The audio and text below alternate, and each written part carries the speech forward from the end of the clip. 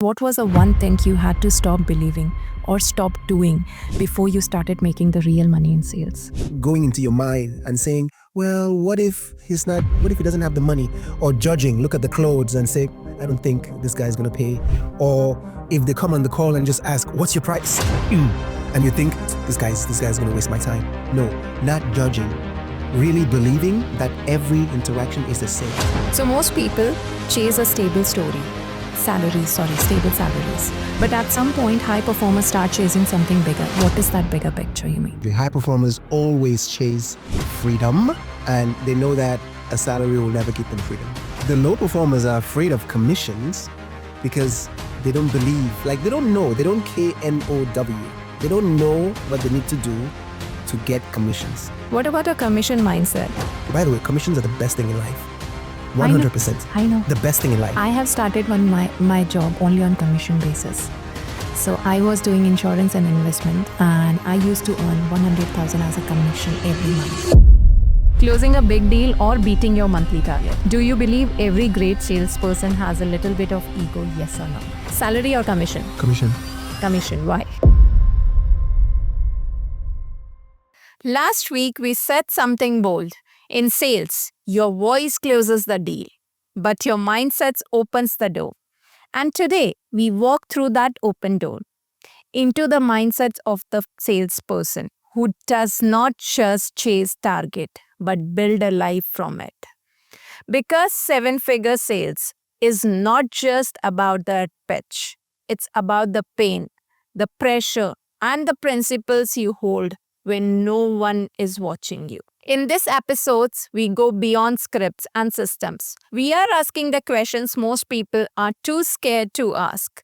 The one that reveals who you are when the deal does not close, when the target feels impossible, and when the confidence starts to crack.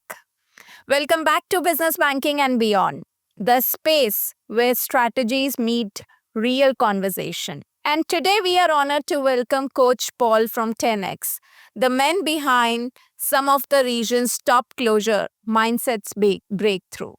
So, wherever you are listening, in your car or office or in the middle of the messy sales week, take a breath, because this one might just reset the way you see success. Welcome to the mindsets of the seven-figure salesperson. Let's begin.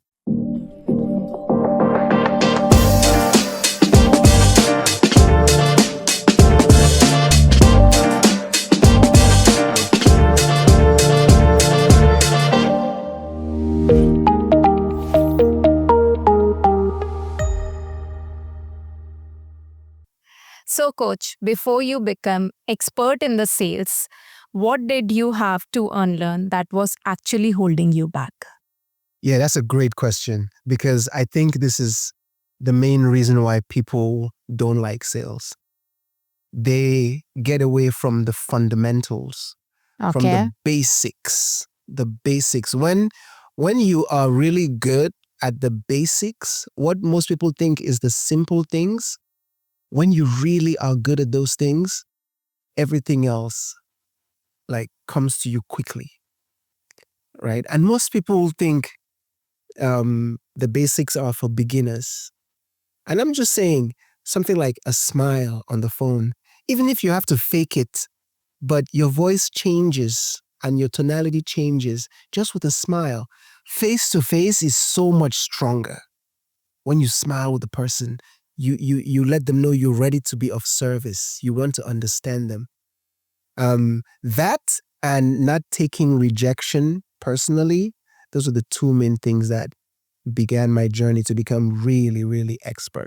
And what are those fundamental, if you just give us two quick fundamental? Fundamental things is like attitude. Attitude. Believing that there is a sale with every conversation. Not going into your mind and saying, well, what if he doesn't have the money? Or judging, look at the clothes and say, I don't think this guy's going to pay. Or if they come on the call and just ask, what's your price? And you think, this guy's going to waste my time. No, not judging. Really believing that every interaction is a sale. So that's one basic, right? Thinking everybody has $1 million in their pocket and they're looking to give it to somebody. I had to almost brainwash myself to really be like, man, if he's on the phone with me, he wants to do something. So let me act like he's going to do that thing. And Interesting. if I serve you like that, with that enthusiasm, with that energy, you choose me. And you might even pay me a higher price. So knowing that, and then knowing that if he says no, it's not a personal attack. He's not saying it to me. Rejection is not something that breaks my heart. When I started really, really understanding that, and that's not something that you hear and you get. You have to practice it. You have to feel it every day. Otherwise, you go back to being a human being, which is, I don't like rejection and people are liars. There's a thing in English that says buyers are liars. I hate it. I'm like, what are you talking about? Everybody buys. So no, this guy is going to buy. Hopefully he buys from me. All I can do is control, give him great attitude, and then hopefully he buys from me. So when I started doing that, people started liking me more. Interesting. So attitude and no, the rejections means not a personal Exactly. attack to you. Yes. Okay. So if we work on both those things, then the attitude changes. The basics has been cleared and now you can, start doing the sales with that. Exactly. In sales, people love hearing the complex response to, I want to think about it. Then you say something flashy. That sounds so good. But they ignore the basics. They ignore the smile, the agreement. I know you want to think about it. They ignore those basic things and they look at the shiny things. Like you guys here at Vanguard. Beautiful office, but nobody knows how you suffered in the night painting the walls. Nobody sees that part. So that's the part that I realized I have to fix before I can have an office like this. Interesting. And what was the one thing you had to stop believing or stop doing before you started making the real money in sales? Ooh. Yeah, it sort of goes back to the previous answer, but when I realized that nobody is coming to rescue me, like if anything is going to happen in my life, it's going to happen because of me. When I realized that, and I have this thing, I've had this nightmare easily 10 times in my life where I passed away and I got to heaven. And God was like, I'm so disappointed in you. I gave you this quality. I gave you this talent. I gave you this attitude, this personality, and you didn't do anything. Man, go to hell. Like I literally have that. I've had that dream a few times where I was meeting my maker, my creator, and he looked at me and just shook his head. I've seen the scene many times, and it's just like, I can't even look at you. I gave you this. I gave you this bubbly personality. I gave you this. And what did you do? I don't even want to look at you. Go, go, go, go. And I wake up like, ah. And so but it's also my purpose. It's also like, why am I here? I'm not trying to just pay bills. I want to have an impact. I want at my funeral, God willing, it's a long, long time from now. I want thousands of people to say, man, I met him. He was like this. He really was cool. Like, I want that. So my purpose is beyond just closing a sale. It's, I want to make an impact that is all positive. Now, listeners might hear this and be like, my God, this is too much. I just want to hear about sales. But it all starts from Your your own purpose. attitude, Yeah, yeah. your own attitude. Like your handsome son saying, I'm happy. At 4, you answering like that. Imagine what it's going to be like at 10 and at 12 and at 15. Yeah, and the basic has to be set from now only so Exactly. you can. Exactly. And I learned this from my dad, my mom, but But I have learned this now. we all learn every day, right? I learned something today with the team, learning from you and him and all the time. Yeah. Also, that attitude of being open to learning, Learn. Yeah. right? Open to embracing another point of view. The best in the world are always asking, how can I get better? This is the best. The guy who's at the bottom is like, I already know enough. I'm good here. But the top guy is always like, how do I do this slightly differently? And so I know. the moment you stop looking to get better as a person, as a husband, as a wife, as a sibling, it's over. I guess the energy changed with the word what you say it. So Yes. I am fine is not giving you some energy. And when you say I am happy, that gives you a great energy. Yes. I mean, you Instantly. feel it. You feel it from inside. So I know the person with us, like whenever they are on phone or something, they will feel that energy. And that is 100%. important, I guess. Yeah. Yeah, because you feel it. And the I am happy is for you, really. It's not for the other person. It's for you. And so if it's good enough to say once, then it's good enough to say every day. So just make it your new, like, your new thing. I'm happy. What's the worst that could happen if you say I'm happy? Nothing. Nothing. Nothing. So yeah, that attitude is very, very top. So most people chase a stable stable salaries. But at some point, high performers start chasing something bigger. What is that bigger picture, you mean?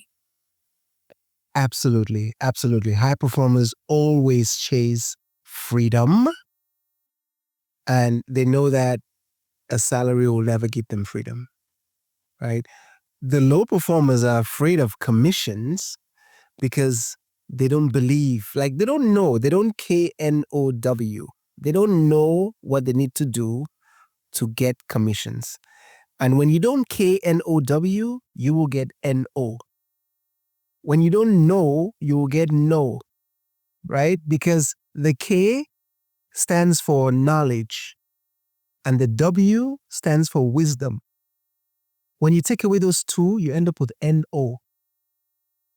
So the people who are high performers, they KNOW. They have knowledge, they have wisdom, so they know.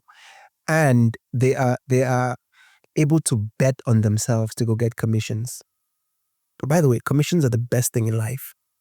100%. I know. The best thing in life. I have started my job only on commission basis.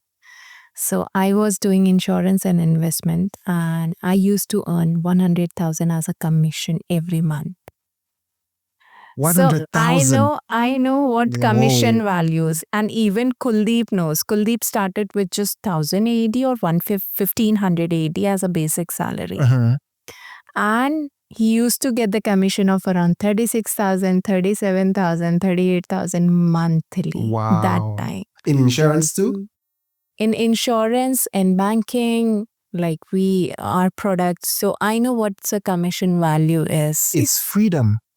Some people think freedom is about like, okay, timing freedoms, job freedom. So how you will define that freedom? Yeah, freedom is choices, right? I can make choices. I could spend 1 month with my family or 1 week with my family. I can travel and take 2 months in a year of vacation and not miss anything. Or I could work for 2 months intensely. I can devote 1 month with my parents, or I can take them and travel to the other part of the world. Freedom. I can do what I want with who I want for as long as I want, whenever I want. That's freedom. That's freedom. And you can only get that with commissions. By the way, commissions, if you look at the definition of commissions, commissions is something you get for a job well done. That's commissions, right? You make a new friend. That's a commission. You get your son to laugh at you because you made him happy. That's a commission. You you you meet a stranger and make them to react to you positively. That's a commission. Commissions, people just think commissions is money. Commissions are the things you get as a reward for a good thing. All that's really deep. That's really deep what you're saying. Yeah. So commissions are the best thing in life. The best thing in life. Imagine a long friendship you've had. That's a beautiful commission right there. But people all think, no, I want a salary because maybe your parents told you, get a job with a salary so you know. Trash. Salary is the worst. Go for the commission. And before you get that big commission, 100,000, 40,000, you have to KNOW. Otherwise, Knowledge. otherwise you're stuck. So I learned all this from my mentor, Grant Cardone. He taught me all this that I'm saying. And But thank I you for learned, teaching me right? this. I learned it over and over. I just didn't listen to it once. I listened to it like 40 times. And then I still listen to it today because knowing those are basics, by the way. These are all basics of how you think before you wake up, before you get into the But marketplace. the definition of commission was really very, very, very deep. Yeah, So whatever you are doing, you are getting it back. That's commission. that's a It's like, commission. but people always say commission equals to money. Money, yes. No. Every good thing you do, the reward is a commission. Whether you have a good conversation with your mom or your dad and they laugh at the end, they say, God bless you, my child. Commission. You play with your child and it's like, I love you, mommy. Commission. I know. Everything is a commission. Nice. That's too deep, actually. And when did you realize that depending on the salary was limiting you? So so growing up, I knew you have to work, right? My parents were like, study law. My dad was a judge. My dad was my idol. My dad was God to me, honestly. And my dad would be like, do law because you always have a job. And it's true. As a lawyer, you'll probably almost always have a job. When I discovered sales, I was like, man, if I could sell, I can do anything. If I can get another person to buy into my idea, I can go anywhere and do anything.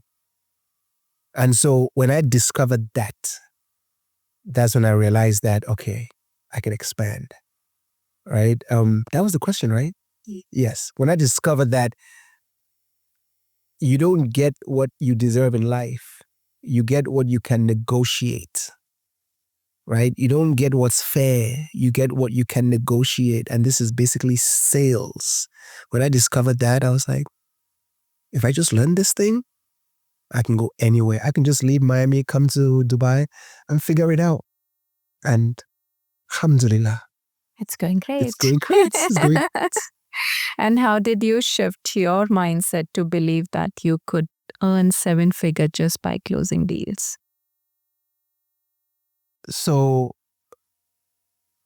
I was brought up in a wonderful family, and I credit this to my parents. Abundance wasn't a far-fetched idea. You know, it wasn't. We grew up knowing that we are like immersed in abundance. You know, my father would watch me walk and be like, man, even for a man, the way you walk, I'm like 8 years old and he's pumping me up like this. He's like just feeding these things in my head. He's like, even the way you just wear your clothes is just beautiful. You could do anything, man. My father picked famous Pauls in the world. Every famous person who's named Paul. And he was like, look, these people have your same name. I'm talking when I was like your son's age. He's like, look at the time, Pope John Paul was the Pope. There was like some big soccer football players called Paul. He was like, look, they're all named like you. It means you're just like them. And I was like, yeah, that's right.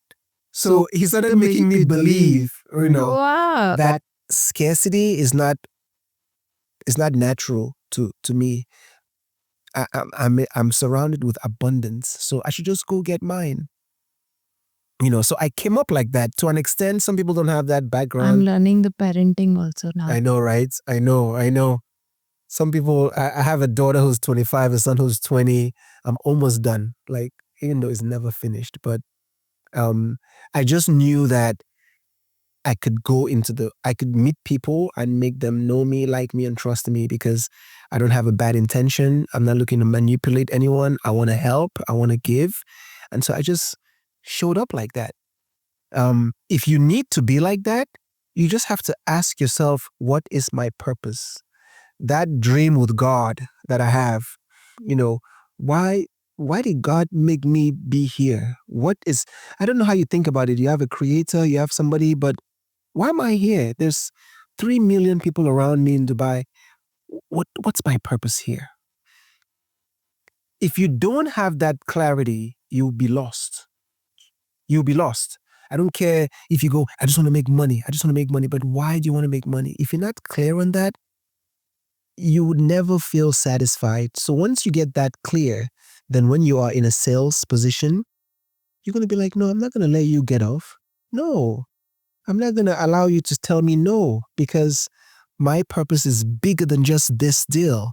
I want to be a partner with you, and I want my company to stand next to you to get you what you want. It's bigger than just, let me close this one deal, because that's where you find solidity. Yeah, that's where you find real strength. So I've thought about it like that. By the way, this wasn't, maybe when I hit 30 is when I changed. Before 30, I was completely useless. But do you feel the connection with every client, or sometimes you feel like, okay, this is not for me? No, very true. There are times when I'm like, this is not my client, because that person is not thinking the same. Client just wants lower price, lower price. I'm like, But and forget about the prices, but do you feel connected with every client, or sometimes you only want to, go away from that client? Do you feel that in some way? every time I interact with a customer, I believe that we can do a deal, right? I start from that mindset. Everybody is a buyer. Yeah, Everybody that's true. wants something. That's true. Yes. As we engage, the client could prove to me that they are selfish, they want to cheat me, or they don't want it to be, you can tell the client that is trying to squeeze you and bleed you dry. You can tell. And so I start with the belief that we could do something. So my attitude is positive. I'm smiling. I'm engaged. I'm very into it. There's another thing that I would teach the team, where if a client asks me for something impossible, look, I want best service and best price. A good response is just, how am I supposed to do that? And just get quiet. Client is like, I know you did it. I want this, this, and this. I understand. How am I supposed to do that? It's almost like asking for help. Like, you tell me how I'm supposed to create these two opposites. We'll practice it with the team, but it's a very good way to discover if this is a real client, Real client or or not. this is like a cheat who wants to just take advantage of you. But to answer your question, I start with positive. I can make a deal. I can make a deal. And then But sometimes, sometimes you don't get the energy or a negative energy from the client side. Like I understand the salesperson role. Okay, being positive to energy has to show the positive energy to the client and all those stuff. But again, from the client side, if what you feel like, if you are seeing the negative energy coming in, do you just close the deal there only, or do you want to get away from that deal? Do you feel so sometimes? yes, I have questions that I'll ask to confirm, because I don't want to make assumptions. I don't want to say this client is not. I want him to tell me. A question I could ask him is, it seems like there's nothing I could do to change your mind. It seems like there's nothing I can do right now to make us come to terms. If he goes back to his selfish position, well, there is. You can give me 50% discount and do this in one day. Then I could be like, how am I supposed to do that? I don't know. You tell me, how you going to do it? Okay, this guy's not willing to work. Then I move on to the next client. But I'll try to exhaust every avenue I have to work a deal. And a good way is to ask, to say, it seems like there's nothing I can do to change your mind. And then, how am I supposed to do that? Okay. Then after that, I'm like, look, I wish you all the best. If you know anybody who wants to set up a great bank account, let them know about me. I always end with some referral thing. And then I'll get off the phone, go to the next client. Okay. What about a commission mindset? Is not natural, right? The commission mindset, what we have talked about, it's a build. It takes risk, pain, and a different kind of hunger what we are looking for, right? So what help you to rewire your thinking to stop fearing that risk? Yeah. It goes back to that previous question, right? When I learned and understood that a commission basically means, look it up in the Bible. In the Bible. Look it up in the dictionary. Everybody listening to this, look it up in the dictionary. Commission, the definition is a reward for a job well done. Once I got to get that, once I got to understand what that means, I was never afraid of a commission anymore. I was just like, man, if I do a good job, if I make you smile, your smile is my commission, right? If I crack a joke and you laugh, the sound of your voice is commission, is payment to me. Once I really got to embrace that, I wasn't afraid to get money as a commission because to me it was a reward for a job well done. So instead of going into, well, it's just life, things are tough, I just started thinking, no, if you do a good job, you deserve a reward. And every time I get a reward, even good job, what you guys did, where you gave titles, you gave awards, big commission. You handle the CRM really well. You do a great job. Nikita at the front desk, this is your award. Huge commission. The money is sugar on top of the thing, but the thing itself is the recognition, the applause that look, we appreciate you. We like that you're here. Thank you for being here. Big commission. Once that became in my head, once that became part of how I operate, I was like, commissions are good, man. Let's go get more commissions. And so, it's a shift. I can go on and on this topic, but let's finish other topic. I can go on and on. I really want you to take training on that particular part Totally. because that, yeah. You know what? Thank you for bringing that question up because now it just occurred to me like we need to talk about this a lot. Yeah. But it's not for the sales team. It's for everyone actually who is doing it. So it's for everyone, not only for sales team. Okay, commission now is not for the salesperson. It's for human It's beings. for everyone. It's for human beings actually. Right? Yep. I walk out here and Ashraf smiles at me. Bro, thanks for the commission. That's a new thing. Exactly right. Thank you. We always see the highlight reels, but we don't see the month of zeros. Yes. Like you said previously, that how we build that new office or this office, you are not seeing the pain behind that. Yes. So was there a time you were not making money, but you still kept going? Absolutely. My God, I failed so much. I still fail today so much. My God, I got so many stories. Can you share one or two main stories? Okay. This one jumps to mind right away. Okay. Insurance. I sold insurance just like you guys. Yes. Okay. Yes. I sold mortgage insurance. So the insurance covers your mortgage. And I had a customer in Miami. Well, he was in West Palm Beach, that's where Trump lives actually, West Palm Beach. And his name was Mr. Twiggs, Twiggs. I'll never forget Mr. Twiggs. I think I called Mr. Twiggs easily 100 times. Easily. Was it your first client or how? No. I was doing well. I used to send out marketing letters where I'll put a $1.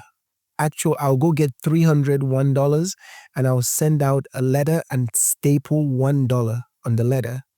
And so you get the letter, open it, it'll be a $1 bill in the letter. And then I'll have my pitch. I'll be like, I sent you this $1 to get your attention. And sometimes people will respond like, man, this is not bad. I appreciate it. So I was doing all these things to get attention. And I'll send out my $1 letters. And Mr. Twiggs responded. And he was like, young man, I'm not interested, but I like this. I've never got a letter with money in the letter. So I called him back and I was like, Mr. Twiggs, if you like this, imagine what else I have, what else I could give you. This is just the beginning. Imagine if you hire me, what I could do for you. I'm not interested. I just like the $1. Don't call me back. Dial.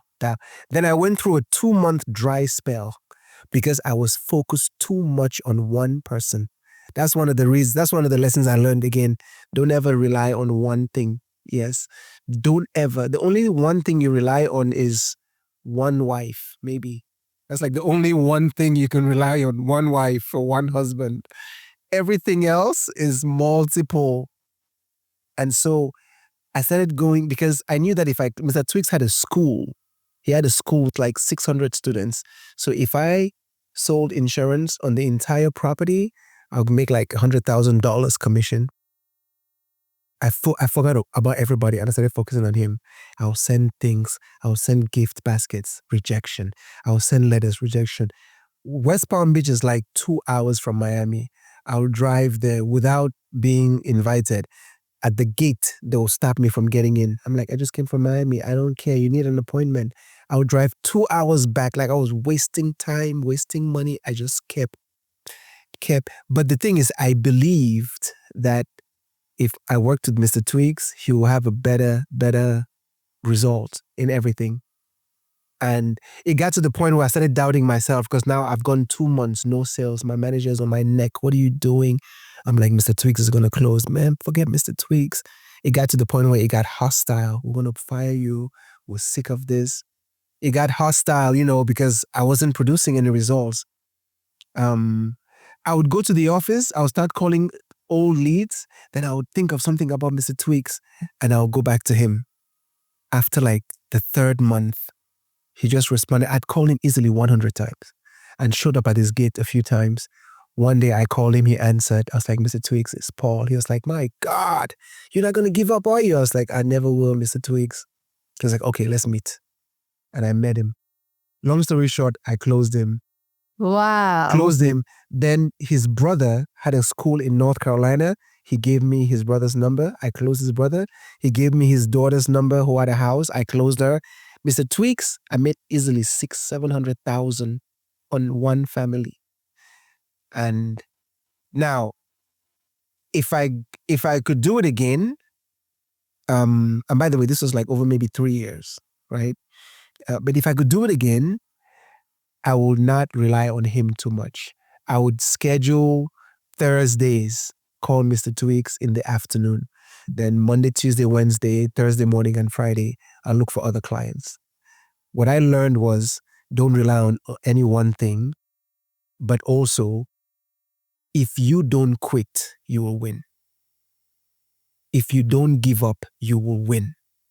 It might take 1 year, 2 years, 3 months, but if you don't quit, you will guarantee you will win. So those are the 2 main takeaways I got from that experience. Yeah. And what helped you to get through those slow months? When most of the people give up and when managers' pressure is too much that, okay, if you're not going to close it, we are going to fire you. Yes. So how was that 2 months gap? What you have? I wasn't committed to just paying bills. I was committed to, again, freedom. I was committed to having people know me as somebody they could rely on. Right? I was committed to having people know me as somebody they can depend on. Look, if I text Paul, he'll respond in 1 minute. If Paul says he'll be there at 10, he comes at 9:45. Like I was committed to that because I know that will pay off long term versus just closing a deal for one time. And again, it goes back to parents, my parents telling me you are worth more than this exchange. You are a partner kind of person. You have the personality to make people really trust you. Don't let them down. Don't let yourself down. So I was committed to the long, there's this thing where you could say, do you want to get rich quick or you want to get rich for sure? Right? I wasn't committed to quick rich. I was committed to rich for sure. And that takes time, that takes investment and so on. So the money which come quick, it's go very fast. Very fast. Very fast. Yes, very fast. The one that takes time, it stays yes, with you. Yes. And if you want the big money, it will take time. So one of the things about sales that is also another number one thing is that when you prospect, when you're looking for business, it's not selling. It's advertising. Hey, I'm Paul. I do this. I work with Dan God. I'm not interested. I know. But I work with Vanguard. Remember, my name is Paul. Have a great day, okay? Next person. Most people think prospecting is let me go try to get the deal, let's work something, give me something. No, I just want you to know me. That's number one. Then when I follow up, I'll tell you more about who I am. So I learned that as well. Like when you're looking for business, it's not to close deals, it's just to let people know you. And it made it easier. Oh, and by the way, if I introduce myself and you smile, thanks for the commission. I appreciate it. I am smiling. Right? So it made it fun. Now, instead of you struggling, by the way, you need to make money. If you have to pay bills, you have to make money. But if you do this at a large scale, you'll make money. Somebody's going to give you money. The thing is, people rather just watch Netflix instead of really working. Yes, so quick money. Okay. Yeah. Sales is a lonely at the top, Yes. but it's even lonelier on the way, Ooh, yes. right? Yes. Do you agree? 100%. Okay. 100%. Did you lose friends or relationship on your way of to 7-figure? Absolutely. Absolutely. Yes. My family, they wanted me to do law. Law was my path. I was supposed to be a lawyer like my dad and then inherit his chambers. Then I got into sales. And a salesperson is usually the most disrespected person. Oh, you're in sales? Oh my God. My son is an engineer. My son is a doctor. This one is just a salesperson. Meanwhile, sales is the most important job in the world. Salespeople are the people that make the world go round. Totally. I don't care what idea you have, somebody has to sell that idea. Yes. I don't care, you're an engineer, you want to build a road to Dubai South, somebody has to sell that idea before you, engineer, can get a job. Exactly. Sales is the most. So when I learned that I should speak with my chest, like the kids say, right? When I learned that I could say I'm a professional salesperson, and that's an honorable profession, when I took pride in that, then I was like, before that, my family would just, man, I'm telling you, my sisters hurt my feelings. I'm 52 now, so I think I was like 28, college was 25. Yeah, so like 27. My sisters were buying a house, right? And I did mortgage insurance. I knew everything about the back end of the house. And my sisters, who were very close in my family, like we love each other, we're like this, all 5 of us. My sisters decided to hide it from me because they felt like if I got involved, I would try to make more commission. Right? Because they're like, Paul talks too much about money all the time. Money, money, money, money. He's too greedy. Let's not show him this, because I was so heartbroken because I've never cheated anybody in my life. I've never lied to anyone in business, never in my whole life. Why did they believe that I would be this guy? So I was really hurt. They ended up closing the deal. Then they showed me the closing document. And I realized that they were cheated.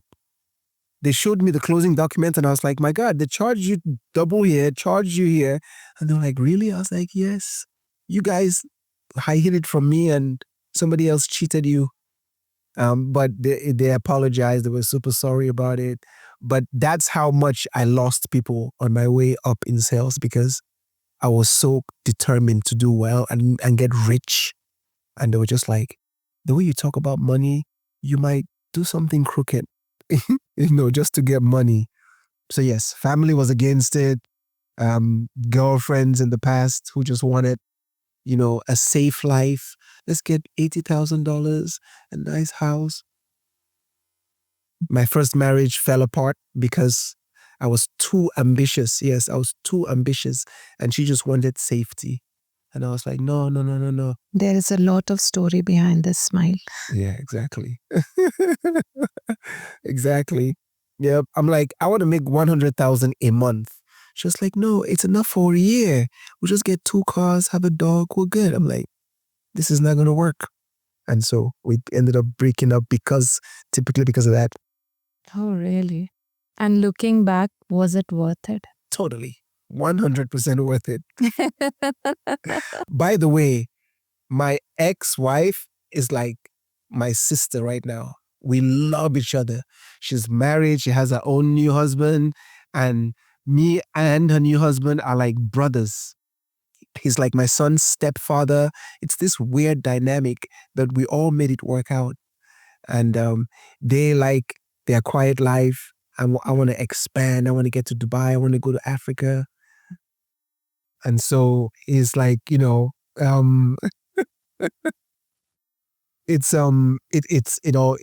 all worth it. So some of us start selling from strategy and some of us just to sell to survive. Yes. So did you ever sell from a place to just for the survival? Yes, absolutely. Absolutely.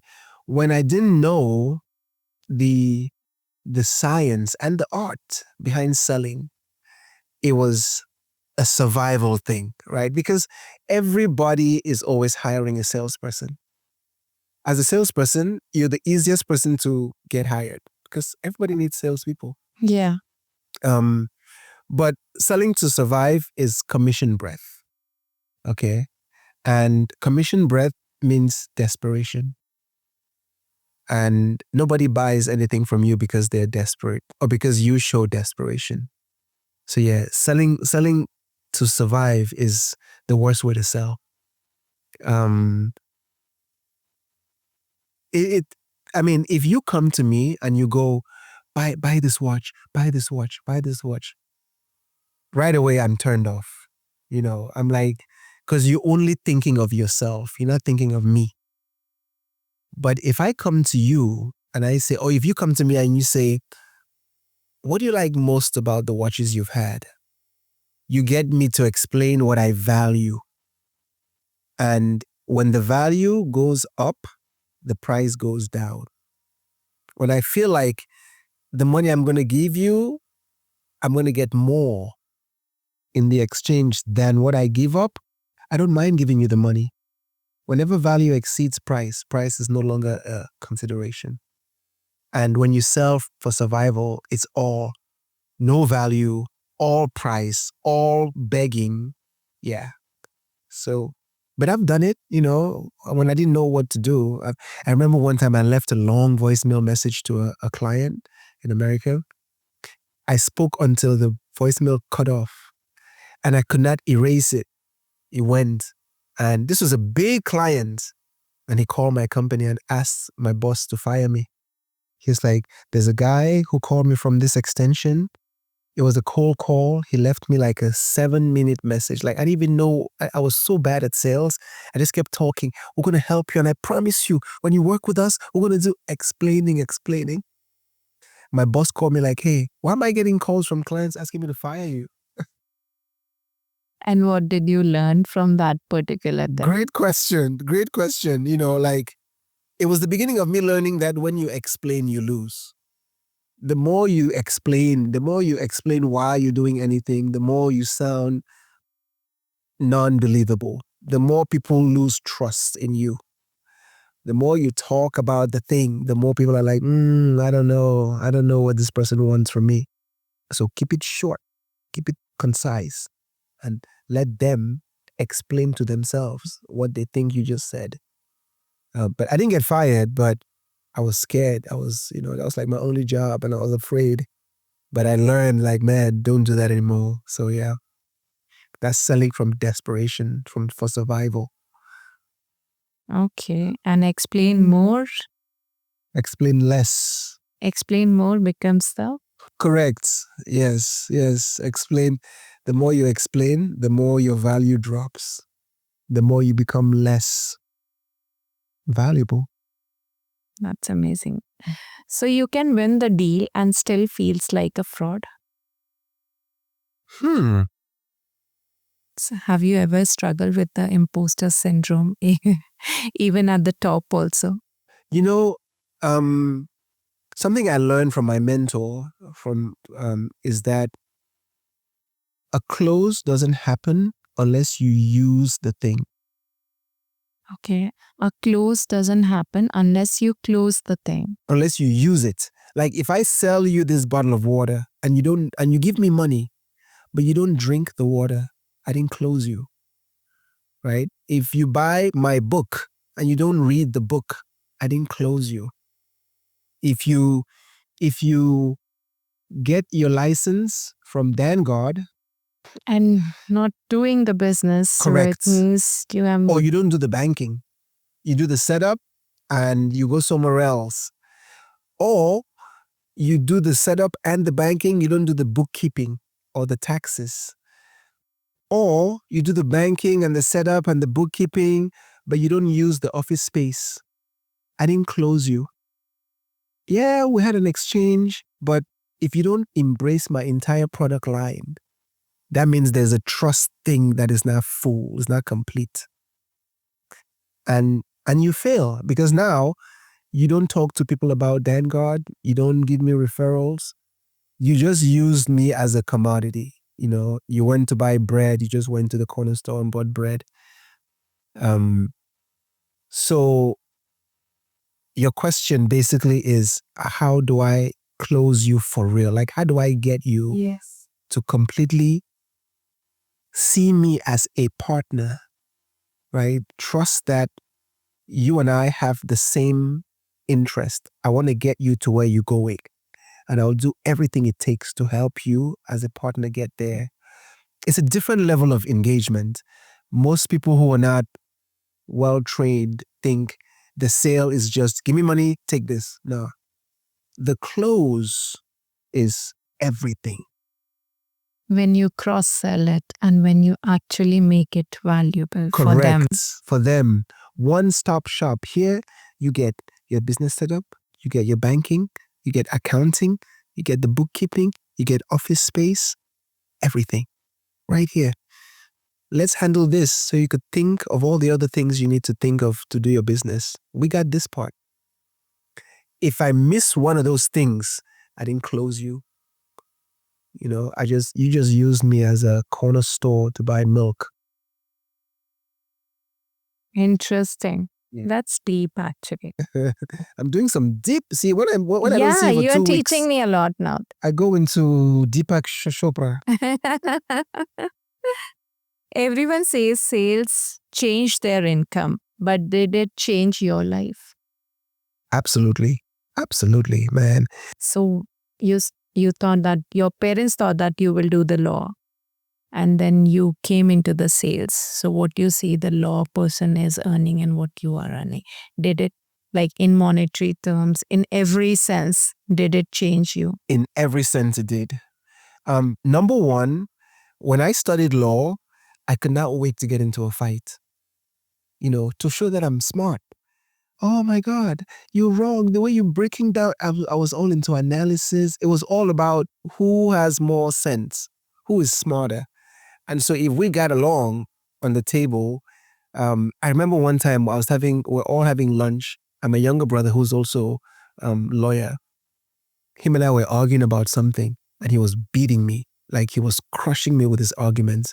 And I started yelling, oh, you're young. You don't know anything. You haven't experienced life. And my father was like, Paul, don't raise your voice. Improve your argument. And I was like, damn. So it was like a punch in my gut. You know, he was like, don't raise your voice. Improve your argument. So law was all fight, fight, fight. Sales is all agreement. Anything you say. Totally opposite. Complete opposites. Yeah. Complete opposite. Because if I want to get you on my side, I cannot start by fighting you. You have to agree on it. I have to agree if I want to get an agreement. So whereas law was, nah, I think you're thinking of this wrong. Sales is, I hear you. I'm with you. Actually, you're right. Complete. So that in and of itself is I'm a sorry, huge you change. are right. That's right. It's my fault. I apologize. You're right. The other person just loses all their power. And now you can actually control the conversation and take it to where you want to take it to. So that in and of itself, difference. And I mean, except maybe the top 0.1% of lawyers, Lawyers cannot even come close to what salespeople make, the professional salespeople, as income. A lawyer is happy maybe with, I don't know, 500,000 dirhams. What's that in dollars? Yeah, 500,000 a year. Good salespeople will make that every 2 months. You know what I mean? Professionals every 2 months. Yeah. So I wouldn't say too much about what's happening with my bank account. I just got to Dubai, but after 2 years in this country, those numbers will be nothing. But a lawyer, you plateau. You get to a certain stop, and you end, or you open a big law firm, which is a big investment. Maybe then, but as a salesperson with 85% knowledge, I could kill a lawyer's salary in no time because I know how to agree versus the guy trying to fight. You know what I mean? Yeah. I guess Vanguard salespeople can double and triple their money. Absolutely. Just by setting up the business, they can double and triple their money too. Absolutely. Yeah. Yes. Yes. Vanguard salespeople you can have, look, and this is what I expect of this group, where 10% are doing ridiculous numbers. They're making you want to get back into sales. Just because of the numbers you see, the checks you have to cut to them every month. You're like, my God, these are big checks. And then maybe like 30% are doing 60, 70 a month, right? And then there's the rest that we're training and trying to get them up there. But you can get 10%, you can get maybe 6 to 10 people doing solid 150,000 a month consistently. It's going to take a lot of work, a lot of sacrifice, but it's there. There's no shortage of money or success in the world. There's just a shortage of people who want to do it. And what's something you gained from the sales that has nothing to do with money? Oh, that's great. Attitude, because you see me and I'm bubbly, but I'm not the most bubbly person naturally. Naturally, I'm quiet. Naturally, I just like wear my hat. There are times when I go to the mall and I make myself smile at people because I'm walking and I'm like, why are you frowning? Dude, you're a sales trainer. This is what you do. Start engage with people. So naturally, I'm not that bubbly person. I've just trained myself to do it. So one of the So top you are more on introvert side, Yes. but you have made yourself extrovert. Correct. I would say I'm 50-50. I can be extroverted. When I was younger, I was, loud. I wanted people to look at me kind of thing.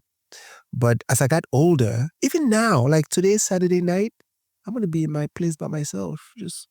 I'm loving. You don't need commissions from other. That's not a Saturday night. I've had a lot of commissions today, by the way, a lot. So, but no, typically I like my company. I'm comfortable by myself. I'm discovering some really good Indian movies. So I'm about to watch one tonight on Netflix. But I have to get out of myself. And so one of the top things that sales taught me besides money is attitude is senior to everything. A good attitude will make you successful. And there is a certain mindset top salespeople carry. Do you believe what mindset it is? But most never said it loud. Ego, right? They believe that they're special. They believe like, how dare you talk to me like that? That kind of ego, right? But the truth is, the ones who are even higher than those ones are servants. They have ego in the sense that they believe that their skills are superior, but the way they deal with the people is from a servant place. Like, how can I be of service to you? How can I help? Yes, ma'am. No, ma'am. Look, I'm easily one of the oldest people in this office, but I can relate to everybody on the team. I can talk to Janvi. and relate to her as if we are peers. The other day I was talking to Paul Kid and he was like, I'm 24. I was like, bro, that's my daughter. She's 25. He was shocked. He was like, you could be my dad? I was like, yeah. And we're just talking like friends. So I can do that. I can relate to whatever crowd I'm in front of, just being myself.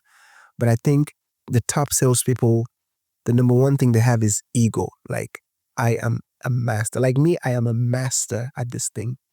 But I don't walk Show like it. that. Yes, I don't walk like that. In fact, I learn every day. And the more I learn, the more I realize I don't really know that much. But compared to the field, compared to the crowd, I stand out because I know so many little things that they haven't even learned. But compared to the big boys, I'm in primary school, like I'm in nursery school. So I have ego, but I'm also a servant. And that I think is what makes the top. Yeah. The guys that go, last month I made 100,000. Yeah, I'm the boss. Like you're joking. You don't even know what the boss means. So ego plus you should have with the ego servant. Ego servant, yes. Okay. Ego servant. Like me, I'll take this jacket off, I will mop the floor and I'll be on my hands and knees mopping. But at the same time, I will go to a customer and make them sign the deal. I won't be afraid, so that having that balance, I think it's Balance approach yeah, has to be there. has to be there. Okay. Thank you so much, Paul. But here we go with the rapid fire now. Let's go, rapid Okay? fire. Yes. Salary or commission? Commission. Commission. Why? It's life. You get rewarded for every good thing you do. Okay. Closing a big deal or beating your monthly target? Monthly target. Monthly target. Why? Because the having volume gives you more confidence. Okay. If you close one big deal, yeah, you get the big deal, but it doesn't strengthen your knowledge of the thing. I'd rather, instead of me getting a 1 million dirham deal, I'd rather get 10, 50,000 dirham deals. Because in those 10 examples, I've gone through many scenarios and I become more of an expert. Selling with personality or your process? Process. Okay. Why? Personality is, I cannot rely on it. My personality, one day I'm sad, other day I'm this, one day my mom does this, other day some date I'm dating does this. Process, I know with certainty what to do exactly. I know the next step. I'm not confused. Yeah. So I take process any day over. Do you believe every great salesperson has a little bit of ego? Yes or no? Yes. More painful, losing a big deal or watching someone else to close it? Losing a big deal. Losing a big deal. Yes. I always clap for success. So when I see somebody doing something wonderful, I clap for them and I go, man, thank you for being successful because it tells me I can do it too. So I never get jealous or envious when I see somebody driving a big car or doing, like you guys inspire me so much. What you've done here, I'm like, wow, thank you. Now I have like a roadmap, What to do? Yes. But losing a big deal, yeah, that will hurt more because I did something to cause that loss. It happened because I failed somewhere. And so that will make me like review, why did this happen? But seeing my next, even if we're in competition, like I'm competing with Himanshi, for example, and she closes a big deal, I'll be like, damn, you beat me. But you know what? Good job. Now tell me how you did it and I will learn from her. Let me clap for you now because you have taught me so many deep lessons today. Thank you so much. Thank you, Paul. Thank you so much. Namaste. Namaste. What we just heard was not a masterclass in the sales tactics. It was a mirror. Because like Coach Paul reminded us, you don't scale to 7-figure until your mindset is built to carry 7-figure worth of pressure, discipline, and belief. So, here's your challenge this week. Before you check your pipeline, check your programming. Before you practice your pitch, ask yourself, Do I actually believe I am worth what I am selling? Remember, confidence does not come from closing the deal. It comes from knowing who you are when the deal does not close. Re listen to this episode. If you need a reset, share it with that one teammate who is grinding in silence. And the most of all, start building that mindset that won't just help you hit your numbers, but lead your life. You have been listening to Business Banking and Beyond, where we talk numbers, but we never forget the human behind them. Until next time, stay real and as always, sell with the soul.